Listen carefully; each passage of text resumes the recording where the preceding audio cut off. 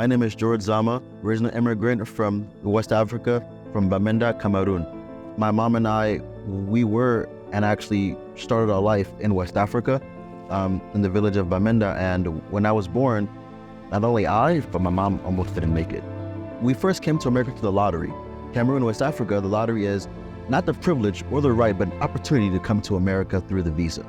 Came to America with nothing, $0, only but a wish, a dream, and just a tad bit of dedication.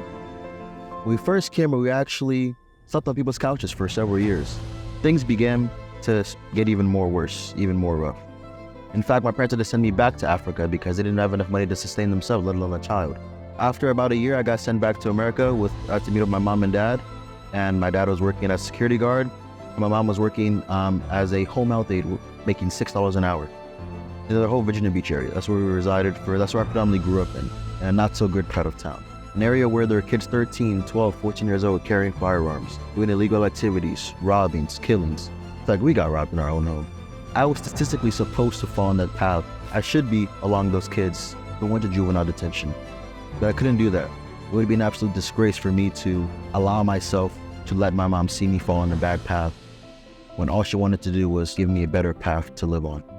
At 15 years old is when I began my entrepreneur journey. Started selling cars at 15. I'm now in my 9th car, my 5th BMW. After having junior year of high school and senior of high school in the Twin Palms, California area, which was similar to Palm Springs, California, I started to apply for colleges. I applied to all the Cal States, all the UC schools, a couple Texas schools, and I applied to University of Pittsburgh. Pitt was the first school that accepted me, and I felt blessed to be able to accept into a school. I've never been to Pennsylvania. I've never kind of heard of the school, but I felt thankful they accepted me, and they were the first ones to do so. On Monday afternoon, I started my academic journey. I was a nursing major at the time. From there, walking into a big classroom, but I would just watch a professor point to a couple words for 2 hours. Instead, I go back to my dorm and teach myself how to essentially become a nurse. I didn't feel like that was worth the money. So I wanted to find a better school with a more student-focused curriculum, and I chose Radford University. I started with nursing because my mom started in healthcare, so then I thought, let me maybe get a proper education of the thing I've self-taught myself and already done so well in, so I chose business. I think it's worth it. I'm learning something that I think would be useful within my personal endeavors outside of academics. A lot of you guys may ask, why are you in college? If you've done so well, why are you in the Army? Why are you in ROTC if you've done so well?